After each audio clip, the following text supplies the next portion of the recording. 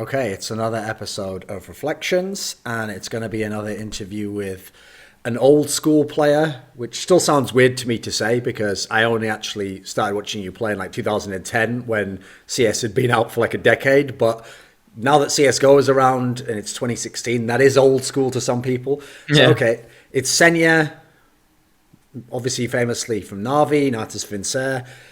I want to start in a place that is before Na'Vi, though, because to the Western audience, Na'Vi is the only place where we actually knew you as a player. You know, you came in and you were one of the names that maybe wasn't as well known. Obviously, people knew markeloff and Edward. You know, they'd been on Hellraisers. Maybe a few people who remembered like Amazing Gaming couldn't know starix or something. You know, Zeus had been on Virtus Pro, but you were kind of the only one that no one in the West really knew, right?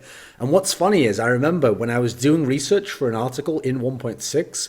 I was looking up your history, and so I was going with my trusty Google Translate, and I was on Pro Play forums, and I was on like GameInside.ua, all these Russian websites for Counter-Strike, and I was actually amazed because what I thought would happen is, right, I thought, well, since in Na'Vi you were a very good player, I mean, you were playing like a more of a supportive role, but you were doing a very good job, you know, and everyone was impressed. I thought, right, what I'm going to find is that you were someone who everyone in the CIS scene was like, yeah, this is a really good player, one day he's going to get his chance. And I'm digging around, and all I'm finding is people just flaming you everywhere, right? Everyone's like, he's shit, like he's not, they shouldn't pick him up for Na'Vi, like he's not good enough, pick up someone else, you know? And the reason why is because, I know you know this story, because there was a famous tournament in CIS region. It took place in Moscow at the end of 2008. It was called Recruit. And this tournament was like the best CIS teams and then a few of the best Western teams. So I had like MTW, the Danish team, was the best team of this year. You know, there was the the Finns with Lurpis, etc. And at this tournament, you got your chance to stand in for one of the best teams, to have a trial period with Amazing Gaming. And for people who don't know, at the time, the two big CIS teams, or at least from Ukraine, was Amazing Gaming were like the starix, Blade. These are the people who people remember now. Pro 100 obviously was a team also before that. And then at the same time, Hellraisers was around, which was markeloff and Edward show, basically. And when you got your chance to stand in for this Amazing Gaming team, you played against the best team in the world. You played MTW. And in this game, famously, you had a 0 to 15. You had a half where you didn't get any kills and you got killed every time. And so, is it true? Like, did this kind of like follow you around a little bit as a meme until you showed kind of like you were a very good player? 'Cause it seems like people remembered it even years later, whether jokingly or not. Well, actually, hello everyone. Those days I wasn't really famous player. I was kind of middle skill CSGO CS 1.6 player, and it was my big chance to show my skills, but maybe I was really nervous because it was my first like great tournament for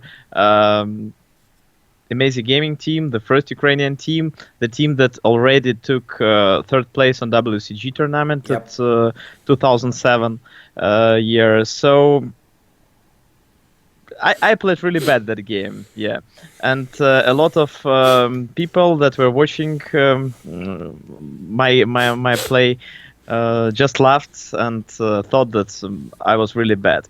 But you remember maybe that game or not? I don't know. All of my teammates played not that good. I had zero. I had zero frags, and maybe the first place of our team had 3 or 4 or 5 frags. Sure. So everyone played really bad. But maybe you remember the guy that called Rulon. It was a Polish player, and he played with some good team, 0-15 as well. Sure. And there was a website those days called proplay.ru. It was the biggest Russian website, the biggest CIS website, and a lot of trolls were sitting there and chatting with each other. And they just left on Rulon and left on me. And meanwhile, maybe in a few months, Igor Markeloff, my teammate, my ex-teammate with Na'Vi, made 0-15 on DTS Cup versus Swedish mix. Threat was playing there. I think it was Face and Threat. It was like the Lemon Dogs guys, I think. Right? Yeah, Lemon Dogs guys. Yeah, thank you. So actually, it was a funny chapter in my CS career, I think. Okay, because one of the reasons why I found it very interesting is one of the things you were actually quite famous for in Navi was you were a good clutch player, you were good in big games, you know, you were the guy who always seemed, at least because you did like the trash talk and you had like the big celebrations when you won, people thought you're a guy who's very confident actually in himself. So if this happened early on in your career, like just like a year or two before that, I mean, if this was like your initial chance, you know, your trial to be in a top team and then like it didn't work out, were there nerve issues at the time? Like, is it something you had to get over? Did it set you back at all? Do you think this initial problem? Well, actually, those days I was young player, and after each game, I took some experience. After that tournament, I had a lot of experience. So I think that nothing bad happened, and if I would play better that game, nothing would change. Maybe audience talked better about me, but just never mind. Yeah, I played bad only that game, and that's all. After that, my career grew up, and it was amazing time.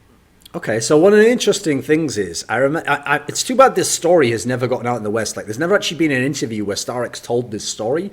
But I remember at an event, I think maybe like 2011 or 2012, starix once told me the story of how he put together the Navi lineup. And he told me that Arbalet, this millionaire Kazakhstani guy, came to him and he said to him, right, I want to make this like amazing team. But he said, like, the rule is you can't just pick like your friends or the players that you like, you know. You have to try and make it like, if you were being objective, you know, don't not pick a guy because you don't like him or you've trash talk. Just try and make the best team you can make. And the idea is then I'll fund you, and if you have a chance to be good enough, you know, you will be.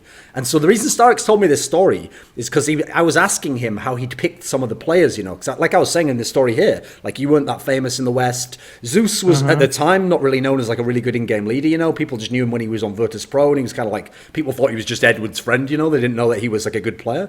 So these two pickups, you and Zeus, were the ones where people were like, oh, why did he pick these players? Because, you know, there was other famous players in Ukraine.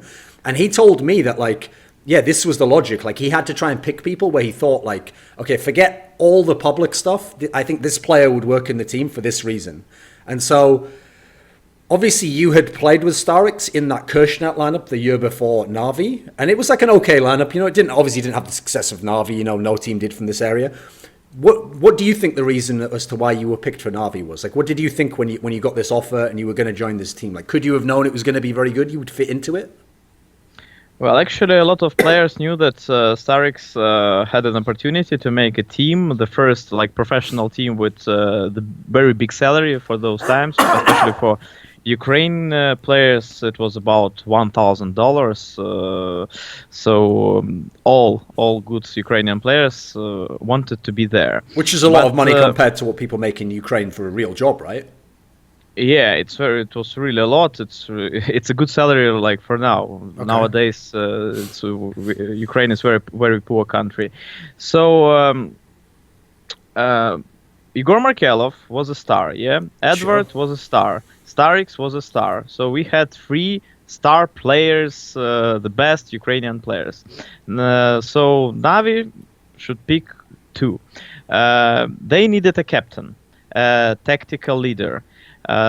They wanted to take Valentinic. Maybe remember such nickname. Right? Yeah, he was a friend of Markeloff. He was a nice player, and he could be a captain. But Valentinic had a contract with Hellraisers, and he thought that Hellraisers would be a great team as well. And he didn't agree to join that squad. So they picked Zeus and me, and Zeus told everyone that he know me, he played with me, and that I'm a comfortable person to play with.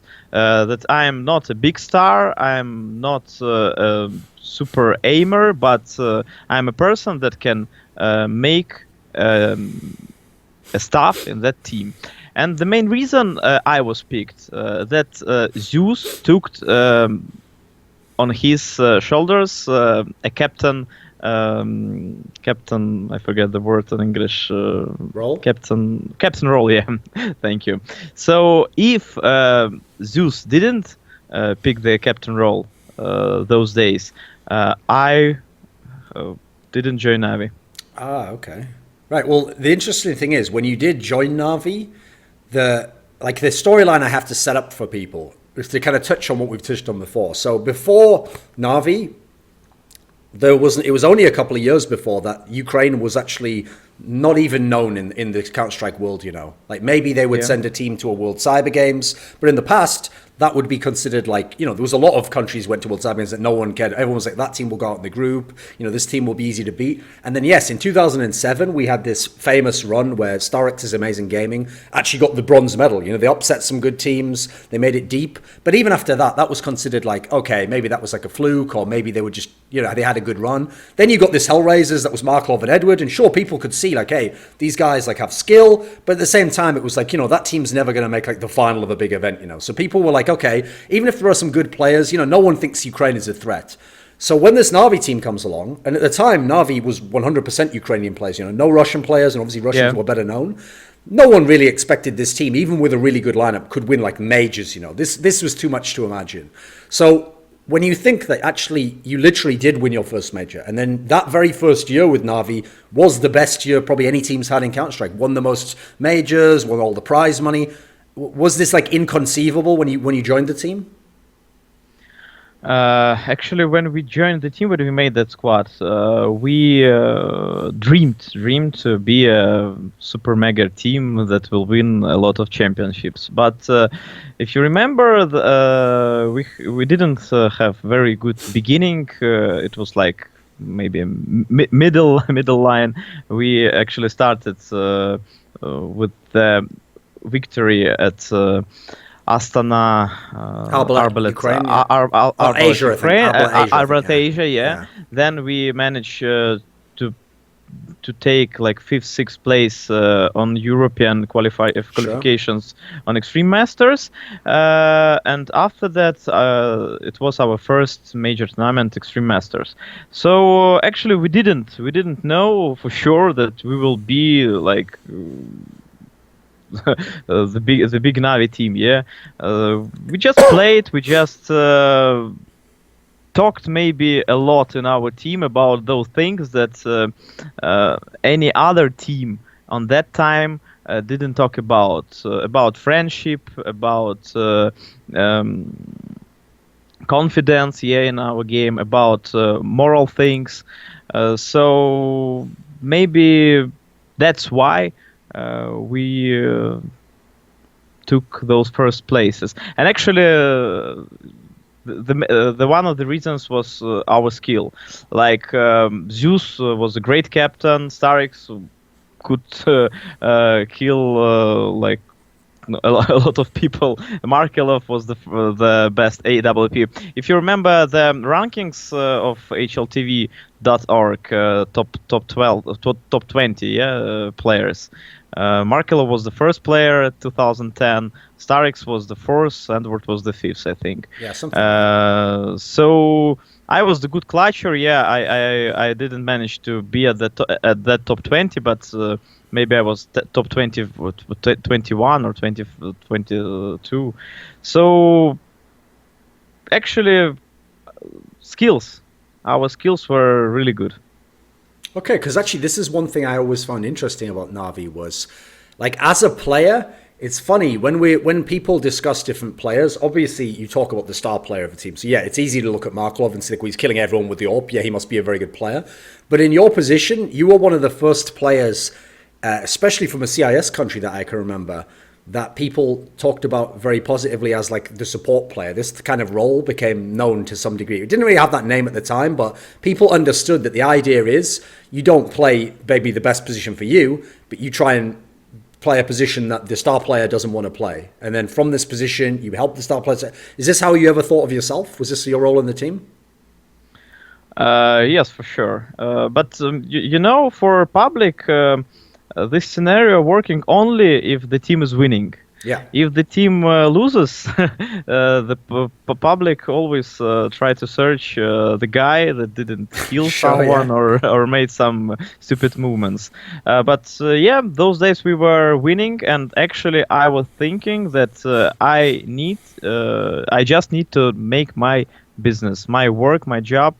I don't need to be the first in top of HLTV the statistics. I understood that I need to make those guys play and make those guys kill everyone and everything. And it was working at 2010, 11.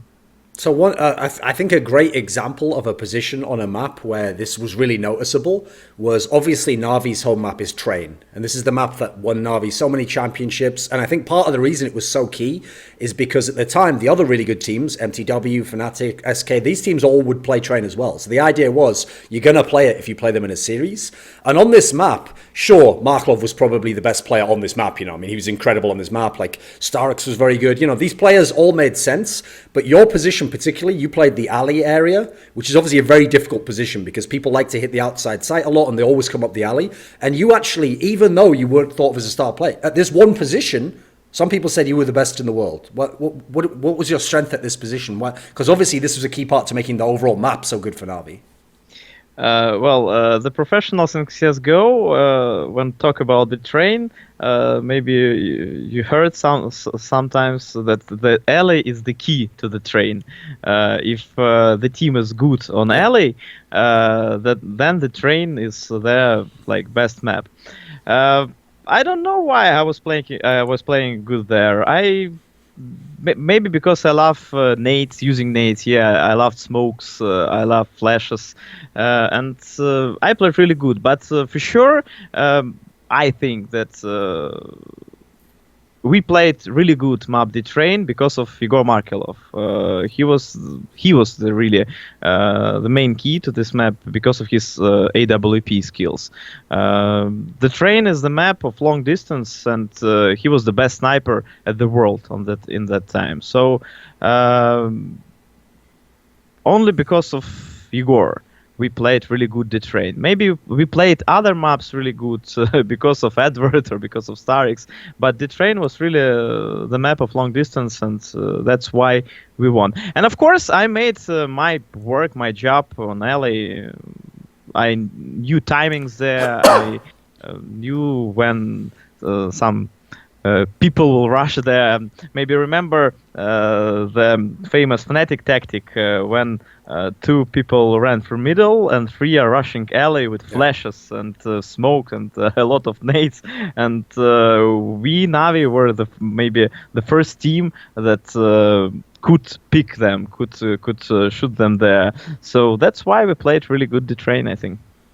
So an interesting thing is, like I said, you were also known as a clutch round player, like winning 1v1s.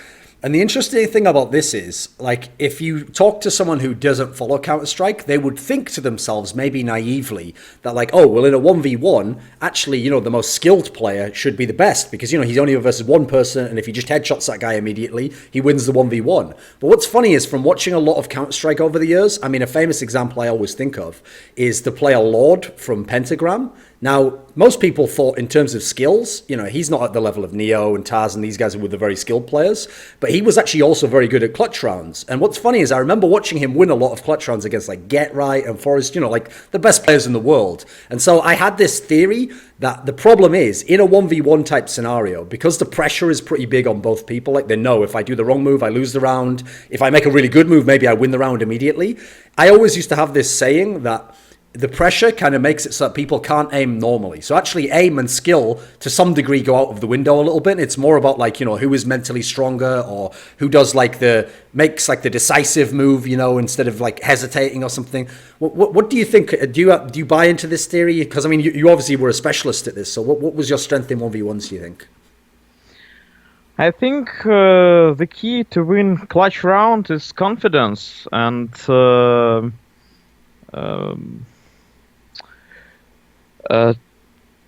when you're playing 1 versus 1, you need to listen to your teammates, to the information that they give to you.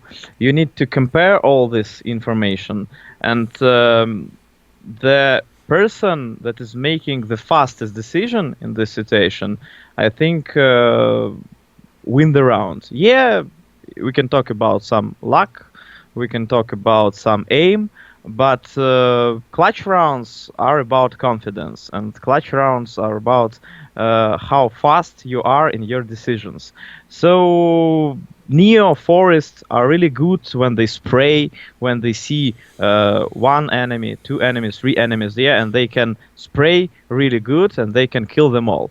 But when you're in situation 1 versus 1, you can kill your opponent just in the back, Sure, because yeah. because you're you know more than he. Maybe your thoughts. You think about some logical situations.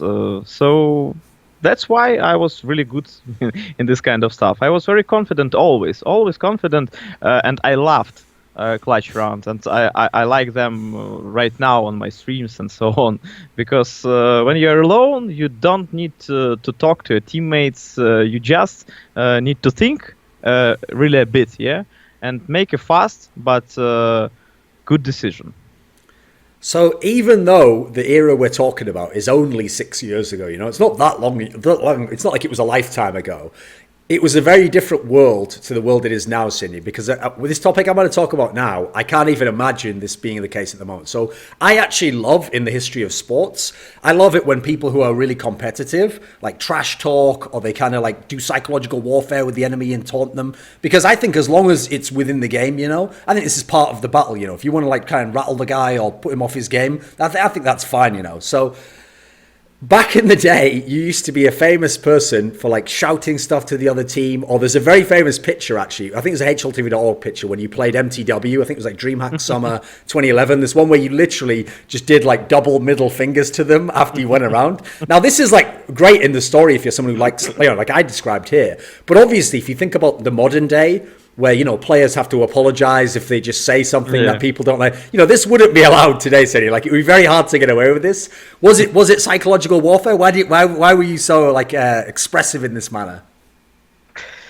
Well, actually, I remember for sure that tournament. Actually, I made apologize to those guys, to MTW, that were my friends, are my friends. Yeah, Okay. when I see Zonic nowadays, I always talk to him.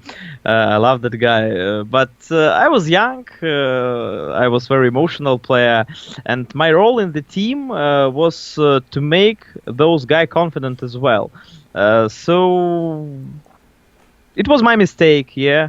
But as you told now, those days we could do such things.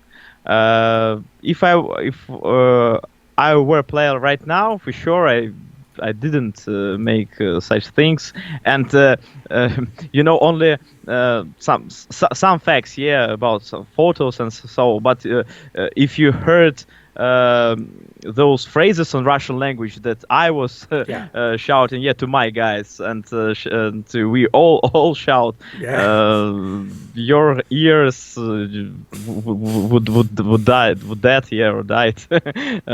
But it was very funny time. We love to play Counter-Strike. We love to trash talk a lot, yeah. But it isn't a good way to attitude, yeah. But it was a very good time.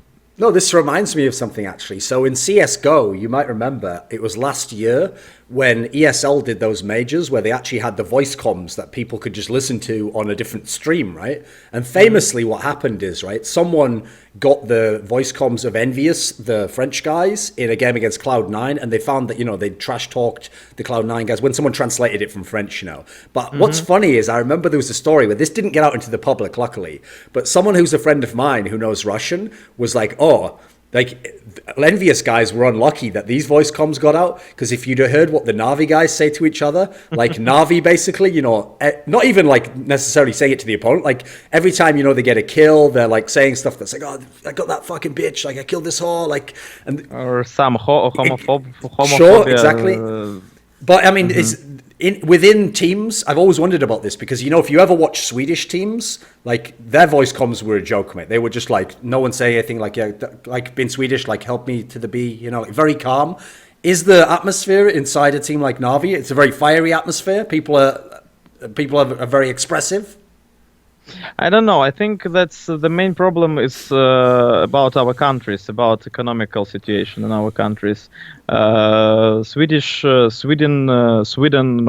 Finland, Norway are the best countries in the world economically. Okay. People there live with very big salaries. They have all they want, yeah. And in Ukraine, maybe in other poor countries, in Russia, yeah, it was very, very sad days in USSR, in 19th when USSR died. So when you're going to the streets, yeah, you can you can talk to the people and you can listen a lot of trash talking. When you will go to Norwegian streets or Swedish streets, I think that all people will be very intelligent and so on. Okay. So I think that's the main reason of our trash talking, not about just emotional stuff. Maybe emotional, yeah, for 10%, 15%, but the main reason is about money in the country. Okay.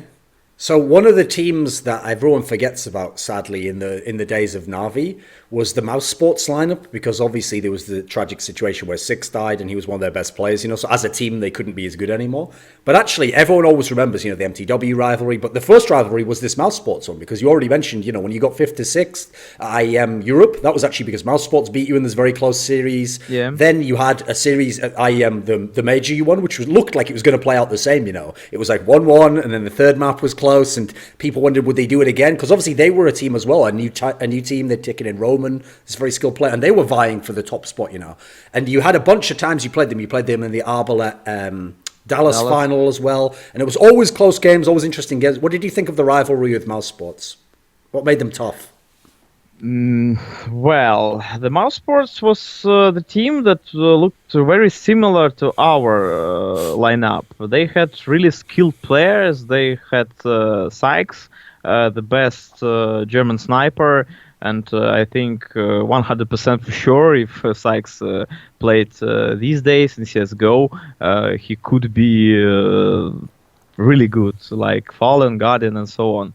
So Mouse Sports team was really great. They had all things they needed. They had good internet. They had skills. They had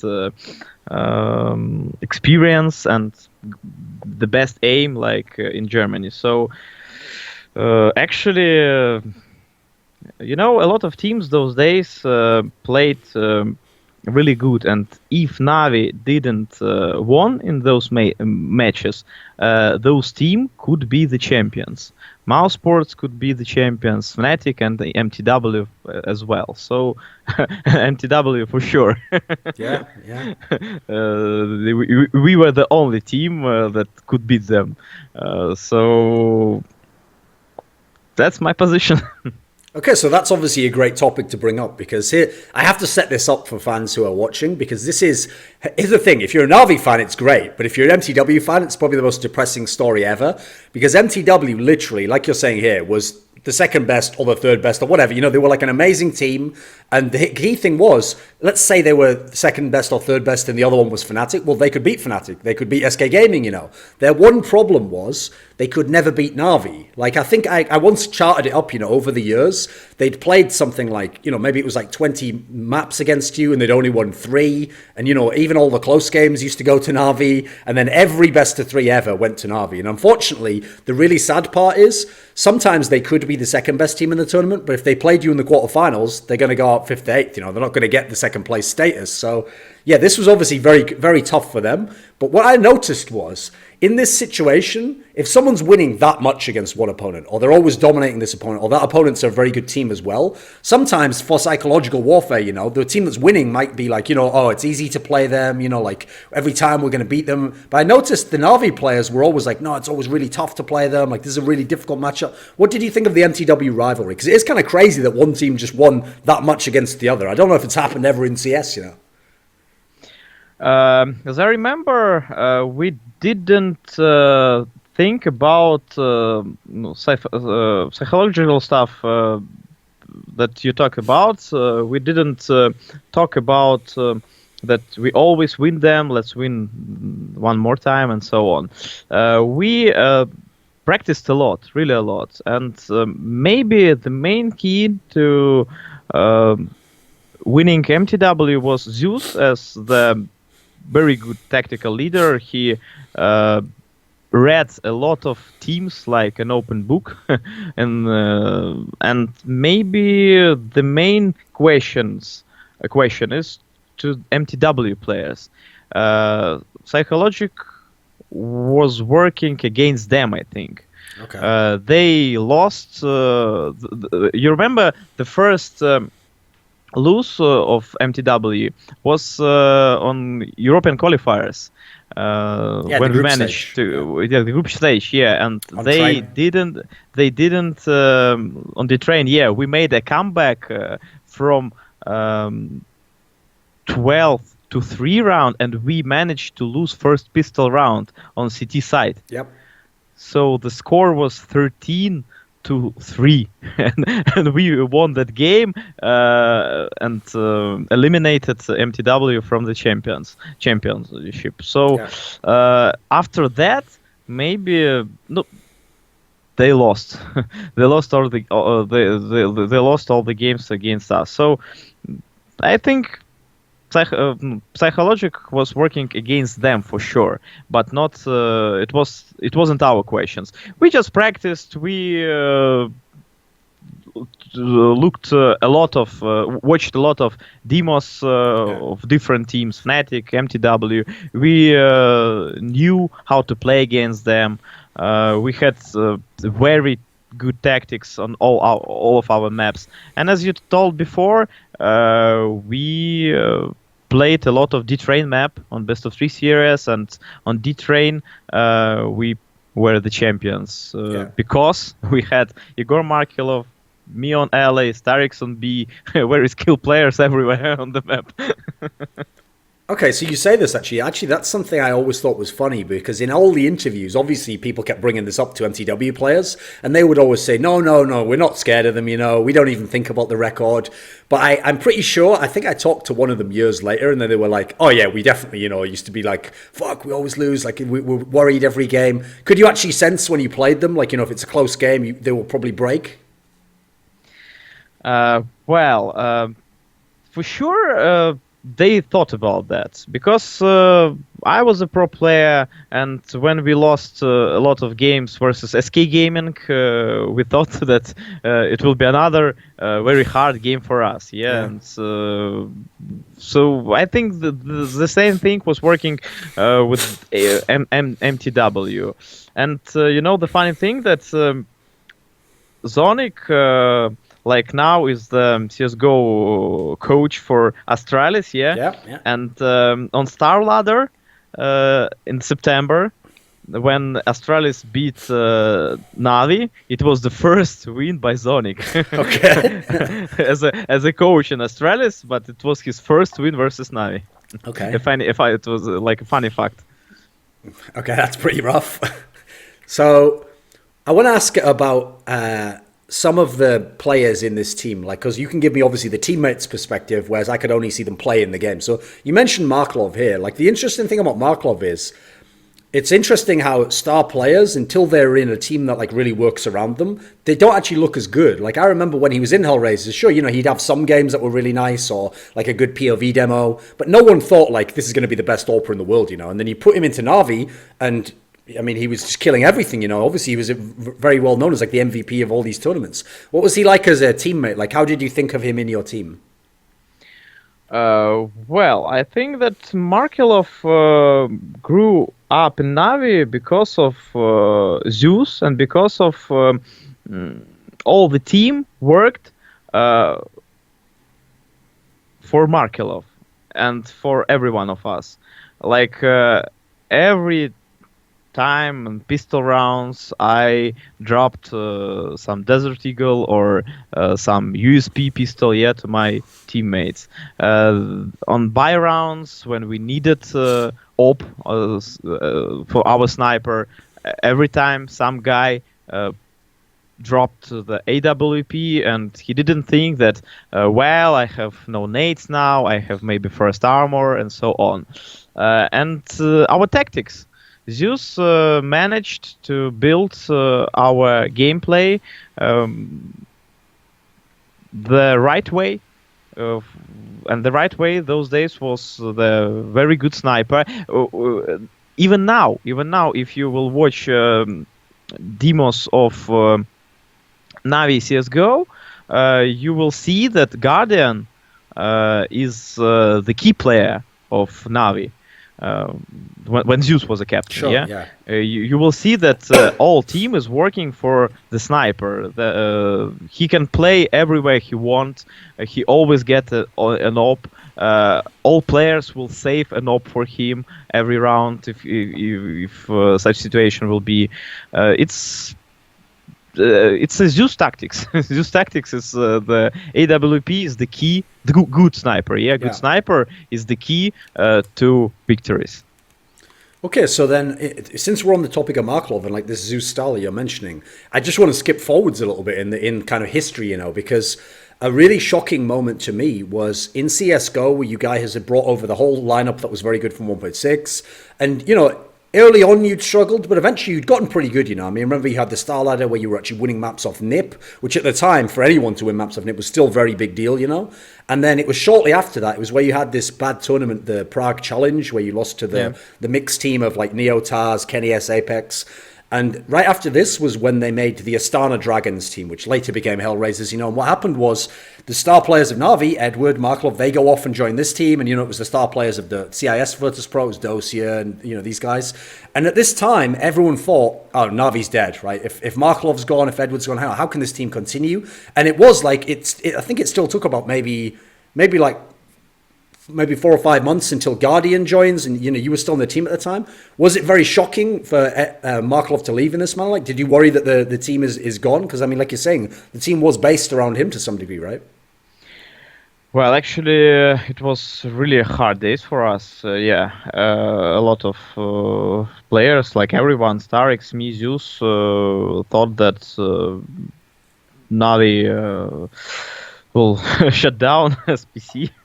But we managed to take some young players. We managed to take Seized in our team, Kibakin.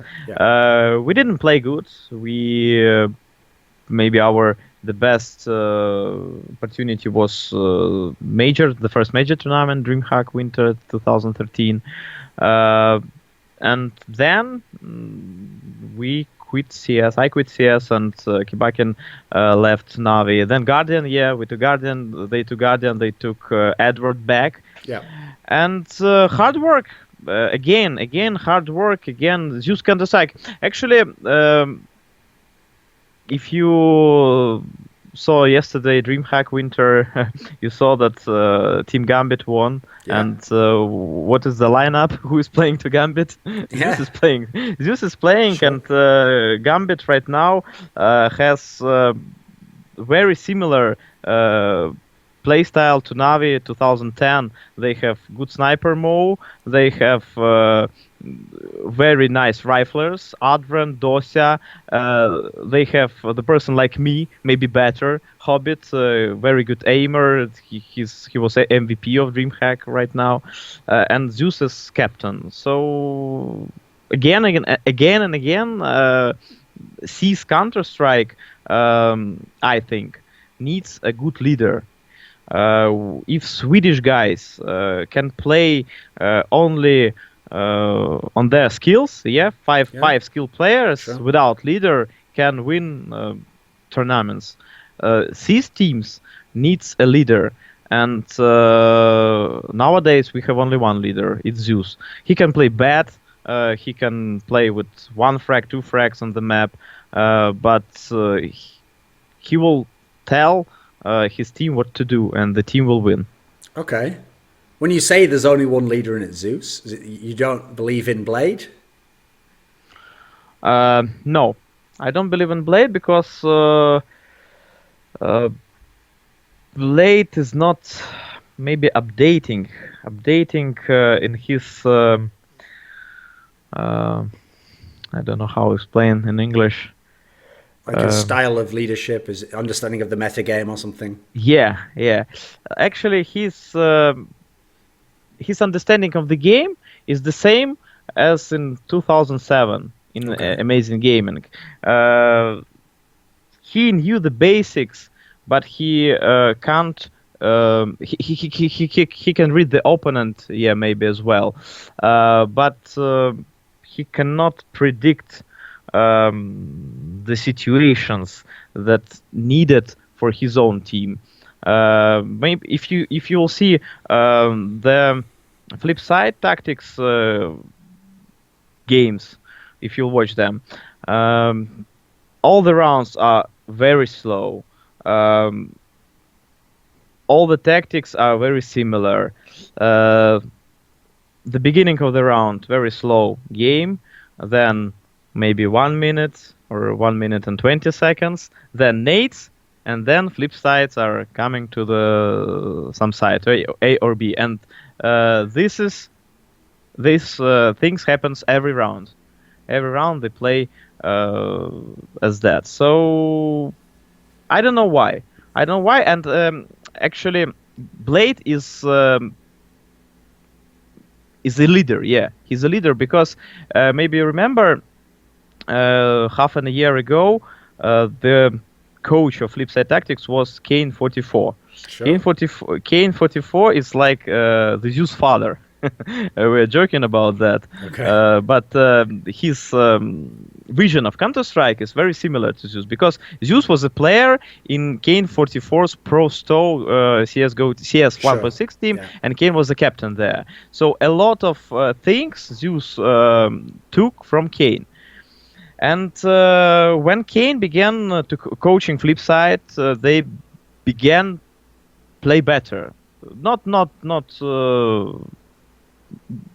that good. Maybe they didn't. They weren't champions here, but they actually managed to qualify to the major tournament as a legends first time for Flipside, and ceh9 was a coach in Flipside Tactics. But in 1 month or 2 after that, they kicked him. It is a rumor that he was talking to you when he had some. He drank a lot, but I don't think it's the main reason for Flipside organization and so on. The main reason of kicking ceh9 from Flipside was that Blade didn't want to be just a player. He always wants to be a leader. But sometimes we need to switch in this life, we need to, like me, to quit CS, go professional scene and to be a Russian commentator and so on. And I think, we don't have a leader of major class leader, major class leader like Zeus.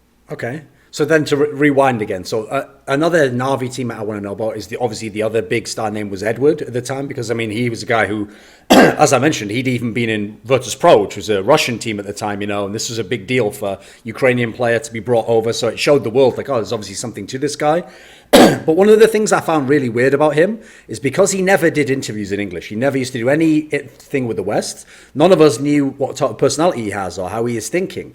And so whenever I watched him in the game, I'll describe it like this, okay? In the days when Na'Vi was really good in 1.6 was when a lot of the really skilled players used to just burst with the rifle, They would fire 5 bullets maybe or 3 bullets. But they wouldn't just do like the old school heated, just spray the whole clip of 30 bullets, This was kind of like the old way of doing it, and the very, very skilled players didn't do this. But what was crazy about Edward was he had such amazing aim. I'm sure he could just burst and probably kill everyone, right? But sometimes I noticed he would actually spray, and he would spray all 30 bullets, and he would even move while he was doing it. And like he must have just thought about the game in a totally different way to how I imagined the really good players were playing. And then because he never did interviews and he just sat there and he always had the same expression on, he still has the same expression now, just this blank expression, no matter what's happening in the game. It made him seem like he's crazy, ceh9. That's how I thought of it. I just thought this guy is just crazy. What is Edward actually like as a player? Like, how do you think he thinks about the game? Well, the main thing is for Edward that he loves Counter-Strike for 100%. He just loved to play CS. He liked to aim. He liked to surf on the maps. He liked to jump on the maps. If those days we are practicing a lot in CS:GO, we had like. No, our practice was like 2 hours of deathmatch with headshots, and then tactics, and then we played a lot versus some teams. So Edward's practice was jumping maps, surf maps, aim maps. He loved Counter-Strike a lot, but he's a very emotional player. We had a lot of problems with Edward. He's a player of bad or good mood. Yeah, some days it was impossible to play with Edward because he managed to play not like a professional. We thought that. We are professional players, yeah. If we have bad mood, we just need to play. If we have good mood, we need to play because we are professionals. All the days for us are our job. Edwards didn't want to play when he had bad mood, but we needed to play. And because of that, we had a lot of confrontations, scandals, trash talking here in team, okay. But we managed to play thanks to our zero gravity manager. Yeah, Alex helped us a lot those days. He was the key maybe to our victories as well as all of us, because he talked to Edward, he talked to us about we talked a lot about friendship, yeah, things. And that's why Edward maybe was one of the best players, and now he as well one of the best players in the world in CS:GO. Okay, so when I talk about the player starix, this is a very interesting player because obviously with Edward and markeloff, he's not going to be like the best player in the team necessarily, but he did have an interesting role because it felt like sometimes in the team maybe he was just doing a role, Sometimes, he would be the AWPer, he would have the star moments. So obviously he was doing a lot of versatile things, and I know from his personality that it makes total sense to me now that he became a coach and eventually in-game leader of Na'Vi, because he's someone where if you talk to him, it's very weird because every time I talk to starix, he seems like someone who loves to argue, but he doesn't argue in like the really annoying way. If people argue but they're getting very angry and they're in your face, yeah. That's not fun, right? But he likes to argue as though it was like a conversation is like a chess match. Like you say something and he's like, yes, well, it could be, but then maybe this. And then you're like, okay, but what about this? Yes, but then also this. And it's like, it seems like he has his own very set way of how he thinks the game should be played. How would you describe starix as a player and a teammate? Well, starix is a robot. It explains everything. Okay. He played a lot as all of us. He was an emotional guy. He practiced a lot on his like map points. Yeah, he had a point on the map, and he knew that he needs to play good there. He watched a lot of demos. He talked a lot with some CS players how to be better on that point, and he made a lot of job. He made a lot of hard work to do this thing. If you will tell starix that starix you need to do something, and we will win. Starix will make everything for the victory. Okay. To make that thing. Actually, Navi is a different team. Maybe that's why we were champions, because we all were very different guys, but we all were the best in some small things, and with those small things we made one big thing, a victory. Okay. So we already kind of referenced Zeus here. You're talking about his time in Gambit and like the philosophy he took from Kane. But one thing that was again quite interesting is when Navi is winning these big tournaments, and especially because you were beating MTW, like MTW, because they had Ave, their in-game leader, is someone where a lot of us who really love to watch the tactical side, you know, Ave was like our favorite leader, you know, he was the guy who had the hard tactics and he had the anti-strats, and you know, this is the guy who was studying all the demos, trying to figure out what to do. So when Navi was winning against them, people wondered, oh, does this mean Zeus is like this? Is he studying every demo? Is he finding all the counter tactics? But I remember when I talked to markeloff, he made it sound as though like one of the strengths of Zeus was just coming up with like a weird thing on the fly. Like, you know, in a game, you'd be losing the game. I mean, the famous example he gives me is at the World Cyber Games, the one that you won in 2010. There was this game on Train where you won in overtime. And he told me there was some round there where it was like a force buy situation, you know, like should we save or should we buy? And, you know, one person will have FAMAS and maybe like no head armor. And he said that in this situation, Zeus was like, okay, like, I think I know what will happen now. So someone just buy the FAMAS and someone do this and someone go to this position. And then he said that everyone in the team was sort of like thinking in their minds, like, well, if we do this and it's wrong, you know, we just lose the game and we lose the tournament. But everyone was like, you know, we'll just do it. He says to do it. We'll just do it anyway. And it was like the perfect like read of the game, you know, like it was exactly the right call and it won the round and it's turned the tournament around. What was he actually like as an in-game leader? Like, what was his style and his strengths? Actually, Zeus is amazing guy. He's my friend nowadays. I am very happy that he won DreamHack, yeah, with different four guys, yeah, because maybe someone talk. A lot of people thought that Zeus is bad player. He shouldn't play CS:GO anymore, and Navi victories are about Guardian, about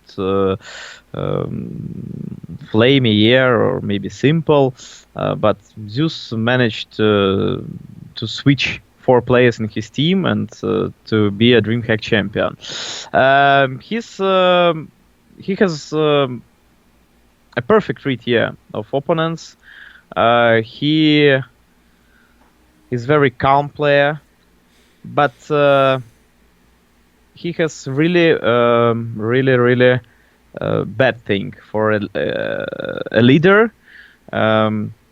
Sometimes he can throw the game, and sometimes he can think a lot about his play style and don't think about the team. You know, nowadays maybe something changed. Yeah, I hope that something changed, and even with one frag or two frag, he will always think about the team. But actually, it's very hard to think about the team when you're losing, when you have a lot, really small bunch of frags. But I hope that he will do that.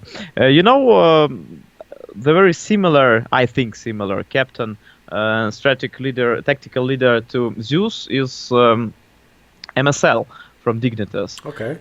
He has very low performance if we are talking about frags, yeah? Sure, yeah. But Dignitas are winning because they have amazing aim for another four persons in the team. And I think in some maybe situations, MSL and Zeus are very similar guys. They work a lot on tactics, strategies.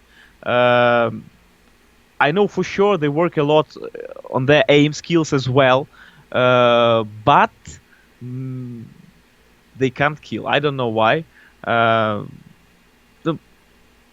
such thing happens usually. Maybe because they can't concentrate a lot on them, Yeah. but they can concentrate on all the team. That's why they have not that bunch of frags. But when public are watching, streams or some championships, they will advise Zeus or MSL to aim better or to play more deathmatch. Guys, why are you playing on that major tournament? Go on DM deathmatch server, practice a lot. I know for sure those guys are practicing a lot, really a lot, but they can't kill. They can't kill because they think about another 4 persons in the team. Okay. So when Na'Vi won all those majors in 1.6, one of the things I've noticed about the way history goes is once something has already happened, people think of it as though it's like set in stone, like this always had to happen. And so if you win a lot, people think, right, well, you must just always have been the best team. And, it was easy because you were the best and sure you were going to win all these titles. But if you actually put in the context of when Na'Vi won all these majors, it's an amazing story because, for example, there are other players and teams in history, who won a lot of majors. Like in the early days, Swedish players, Heaton, Potty, they won many, many majors as well. The difference is, they won theirs. Like they would win a couple, they'd lose, they'd change a player, they come back, they win another one, The Polish guys, obviously everyone remembers they won 6, 7 majors, but they won them, it took them like 3.5 years, 4 years to win all these majors. They were winning 1 per year. But Na'Vi won all 4 majors in a row in about 12, 13 months of time. This was not a long amount of time. And again, you had to just be the best the whole time through, at least at the majors. Was there something unique about Na'Vi, do you think, that allowed you to do this in this way? Was it, when you look back now, does it seem like kind of a crazy accomplishment? Actually, I don't know why. I don't know why we won that. But I remember for sure when we took our second major championship, we had very big motivation, not about money, prize money, but we had a really big motivation to win third major. Then after third major, we had very big motivation to win our fourth major. And if you remember, we could even win our fifth major, but it was ESWC. And we managed to throw the game versus SK Gaming on Inferno. We were leading 12-3, and they made the greatest comeback. If they didn't do that, maybe we could win a fifth major and then sixth major and so on. But we lose that streak, and that's all. Okay. So one thing that's very weird, is if I tell someone that this team is winning all the majors, 4 majors in a row, and they're setting the prize money record, and they're winning all the international tournaments. Like if they play MTW, they can't lose, they always win. But then they go home to CIS, and in CIS, second best Ukrainian team like DTS, Ping, like a bunch of teams can beat them somehow. How is this? How can Na'Vi lose to teams that are much worse than MTW? Because we didn't think about those home teams a lot, and those home teams were thinking a lot about Na'Vi. They didn't play versus really great teams. They couldn't practice versus them, and the only thing that could connect those small teams with the world was Na'Vi. So they wanted to beat us, and we played confident, but they were underdogs for us. We knew that the players in those teams are really good, but those teams didn't had victories in the world, and we just didn't think a lot about those guys. That's why sometimes we lost. Okay. So one of the interesting things is, funny that you talked about with Zeus, whoever the low-performing player is, people always are saying, this guy has to be removed for someone else. Well, actually, towards the end of 1.6 was where Na'Vi is still a very good team, you know, making the final, making top 3. But famously at the time, you would lose to the Polish team, or you would lose to, I mean, there was later on that Fnatic team that after Khan had left, you know, with all the different players from different teams, and, you know, Modi and Furter and Trace, and, you know, like a very strange lineup. And since Na'Vi was losing to these teams all the time, there was always a rumor in the pro community that, like, oh, the player that Na'Vi is annoyed with is Edward. Like, they say, you know, he has a bad mentality, or I can't remember what the reason was. And the rumor always was that they will kick Edward and they will get in, I think the rumor was usually Kraftik. It was that player for, was it Kirchner or DTS he played for? DTS maybe? Kraftik was playing, yeah, DTS, I think. Okay, so that the rumor was... We're talking about 1.6 Yes, now, at the end of 1.6. Was there any truth to this rumor? Was Na'Vi ever looking to bring this player in or to kick Edward? No, it wasn't true rumor. Okay. We didn't think about changing our squad in 1.6 for sure. No, we didn't think. Okay. So I have another question about 1.6 before we go to the CSGO part. And this is a controversial question, Senya, because there was a tournament towards the end of 1.6. It was at the end of 2011. It was I forget what, it was like the ASUS Final Battle of the Year, I think was the name of the tournament. It's a CIS tournament, but it had a bunch of Western teams. It had Fnatic, it had, had the Poles, you know. And there was this game in it where you were playing against the Poles. I think it was on Nuke, if I remember correctly. And it was a very close game. And in the game, you were dead, and it was some sort of like a 1v1 or a 2v2 or something. And it was one of those stage setups, which were quite famous actually in CIS, where, because I think it was even in the Cyber Arena in Kiev, right? That famous setup where it's just a stage with a big project, like a big screen behind with the game on, and someone saw you look at the screen and say something in the game. And so I remember the people who went the most crazy about this were the Fnatic players who actually weren't playing you at the time, but it was Khan and it was Peter, and they were getting really angry because they said this meant you had cheated, you had ghosted, you told a teammate like, oh, he's over here or something. Like, what can you say about that statement now years later? Because the problem is, at the time, it made people think, okay, he cheated in this moment, and the big problem is, even that moment actually wasn't that big a deal. Like, actually, I think the Poles won that particular map, you know, it didn't matter in that sense. But I remember, unfortunately, it made Khan in particular get really paranoid. And he actually used to think, like, oh my God, maybe he was doing this like every game. And like, even all the games they beat us, you know, at IEM, he was looking at the screen. What can you tell me about this moment? Because, I mean, it's years later now. I'm sure you can tell us what actually happened and what was your thinking in this moment. Well, actually, by the way, I maybe some few months ago read that post on HLTV .org about the situation. That time, I really was watching on the screen, and I won't say something you right now. Yep, I was watching on the screen, but I didn't tell anything to my teammates. And even if you will watch the video when maybe some Fnatic players were filming, my teammates managed to be in situation 2 versus 1 on Nuke versus Polish guys.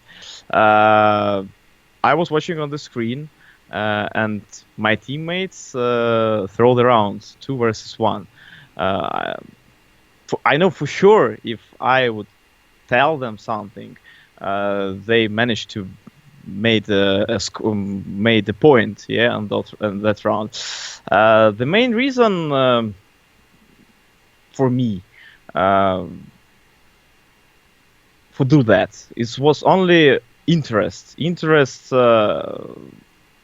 I wanted to see the opponent. I wanted to see my guys, but for sure I didn't give some information for my teammates and colleagues in Na'Vi team.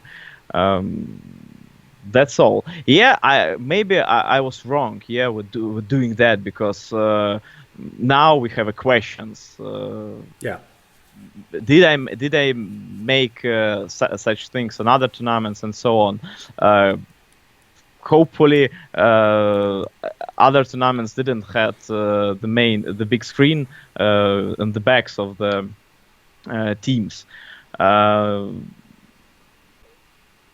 and I think that it wasn't the problem of Navi or the problem of Fnatic or the problem of Polish guys. It was the problem of the tournaments that were organizing the tournaments. Yeah.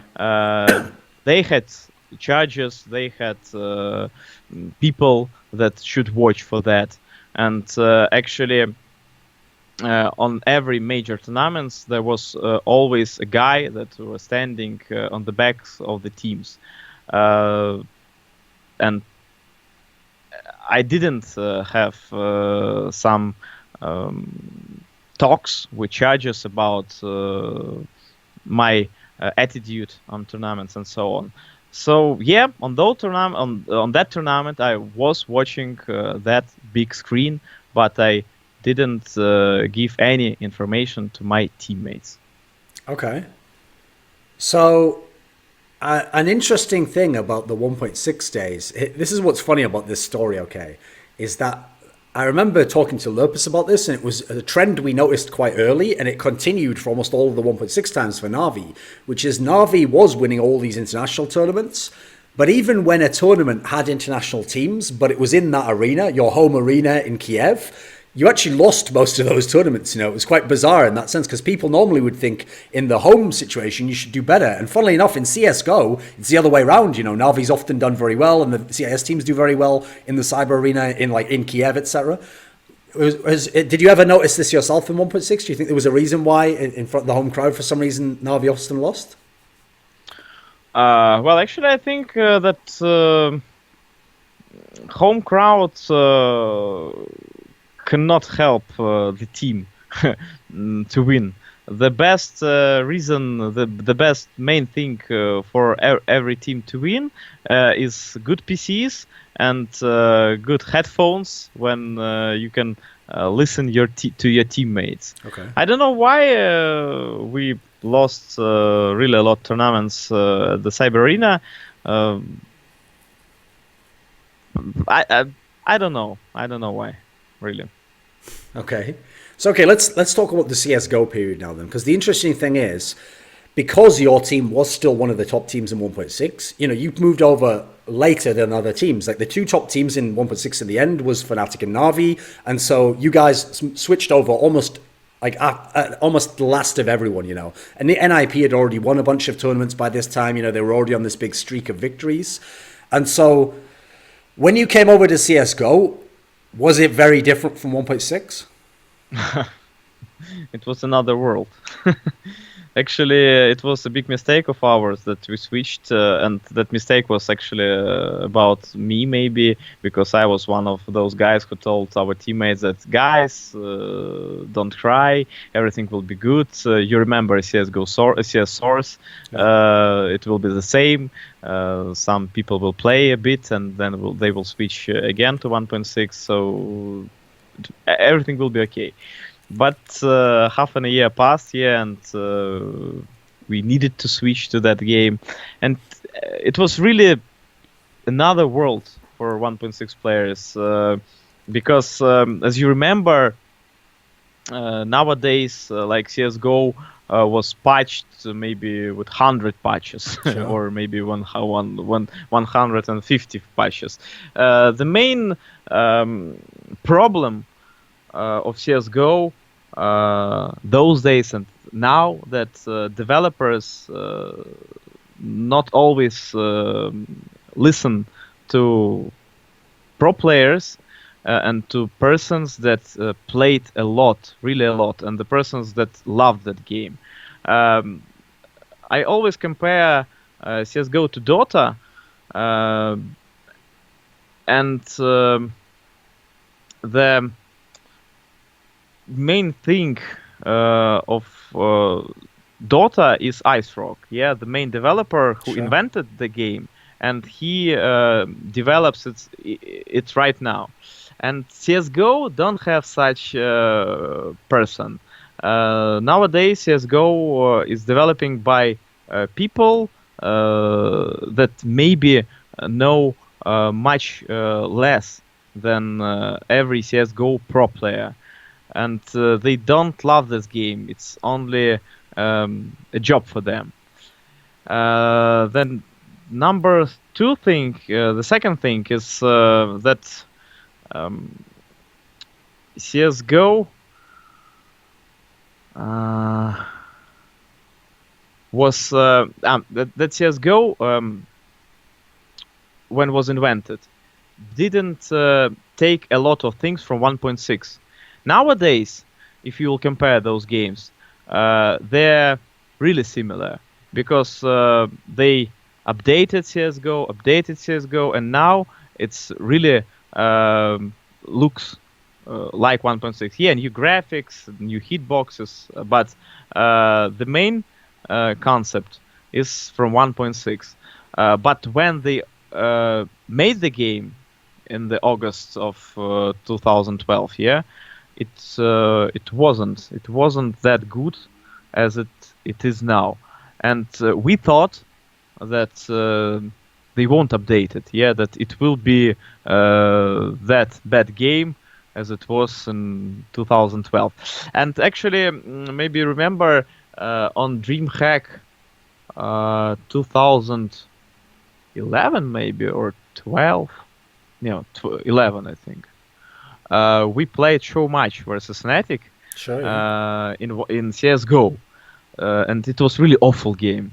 It was the game that we didn't want to play, but we should do that. And after that show match, we thought really bad things about CS:GO, and maybe that's why we didn't switch, because we played that show match and we understood that the game was really bad, and we thought how people will switch to CS:GO if they have right now a very good game, CS 1.6. The game that's playing around 10 years here, or maybe more on that time. But we switched, yeah, and we needed to play really a lot to have some experience in CS:GO. Okay, so you said earlier in the interview, because obviously, like I mentioned, when we talk about the era when like Guardian came in, etc., you retired as a player. You said it was a good thing, like, things need to change in life sometimes, and it was good that you retired. You didn't actually play CS:GO for that long, So when you look back now, was CS:GO a game that didn't suit you? Was your mentality different? Like, if you hadn't decided not to retire, let's say I came to you and I said, listen, I'll give you the salary, you just play for a whole year, and then we see after another year how it goes. Would you have adapted eventually? Like, do you ever regret retiring? I don't know. As I remember, I was... I didn't want to play anymore, actually. Maybe I needed some pause in my life for 2-3 months, and then I could come back and play really good. But as I remember right now, I didn't want to see an airplane anymore, yeah, because we traveled really a lot. I just wanted to stay home. And I made a right decision. Nowadays, I'm playing CS:GO on my fun streams with people that watching me. I cast CS:GO pro scene on to my Russian viewers, and yeah, I have some minds about some thoughts about. Come back to CS:GO because I see Zeus playing, I see Tas playing, I see Neo playing, and every final we see that the main thing is not about aim, yeah. The main thing I think about confidence, about how those old guys are playing, how confident they're playing, and we see that the team with Navi lineup right now, Simple, Flamey, Cez Guardian, and Edward, like 5 super aimers, are on 5th or 6th positions right now, yeah, and they won only one tournament, ESL New York Extreme Masters. Yeah. So maybe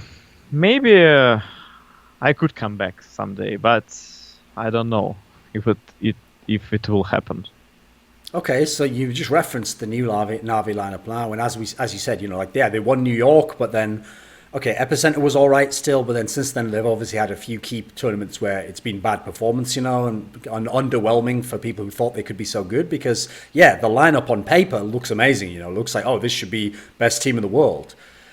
Like since this interview obviously will be one that hopefully will last many years, won't just be just for this week or next month. Give us your thoughts on this current Navi team. Like, for example, can they just keep this same 5 players and they'll figure something out, or they'll figure out a style of play that works for them, and eventually they will become this really good team? Do you see them having problems going forwards? What do you think? Well, as Slurpus wrote on his Twitter, the main reason of Navi losing is about Valve changing coaching rules. Yeah, coaching rules.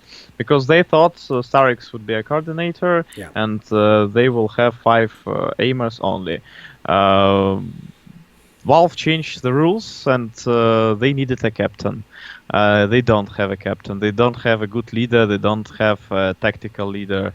No one wanted to be a tactical leader. So ceh9 took, and now we see ceh9 with few frags on the map, not playing that good as he played with Zeus. So that's why Navi are losing, and I don't know if they will win some tournament in the future. I hope that they will, but actually I think that they need to change maybe some player, and as we see now, the best opportunity for them right now were not changing Zeus, but bringing Simple into the team. But they should maybe kick then ceh9 or Flamey or Edward or even Guardian, and Simple would be a good sniper, in that team, motivated sniper, and Zeus could be a great in-game leader. But we can't change the things, right? We can't change that thing right now, and only hard work can make the team great again. But I don't know if those guys are ready, because the bad thing of cybersports right now for young players are a lot of money in cybersports right now. Those guys are earning tons of dollars, and they can't concentrate on the game, especially youngs from Ukraine, Russians, because in 20 years, or 18 years, you have $1 million on your bank account. It's very hard to be motivated and to be hungry for frags in CSGO.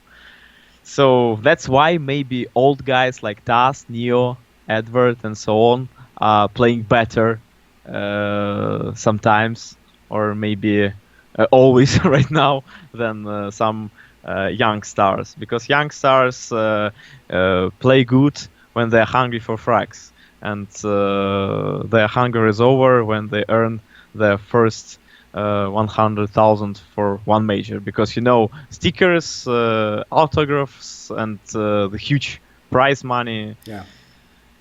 That's why a lot of young stars can't play CSGO right now, I think. Okay, so you mentioned there Simple. Now, this is a very complicated player to talk about because a lot of people on the outside can't know what is he actually like in a team. Like they can't really know what he says. They just hear stories, you know. And one of the problems I always had with the stories I heard, especially when he was in Team Liquid, you know, North American team, is I used to tell some of the players in that team, like, it's true. I could certainly believe maybe he is more extreme in how he's getting upset with teammates because, you know, even Flipside said this. But at the same time, as we kind of talked about earlier in this interview, the culture within teams in CIS is very different from America or from Sweden or something, you know. I mean, in general, like we said in this interview, you know, sometimes people are getting angry at each other or flame each other. You know, this is part of the culture to a degree. And so you can't just interpret it as if he was American and think he's being totally rude to me, you know.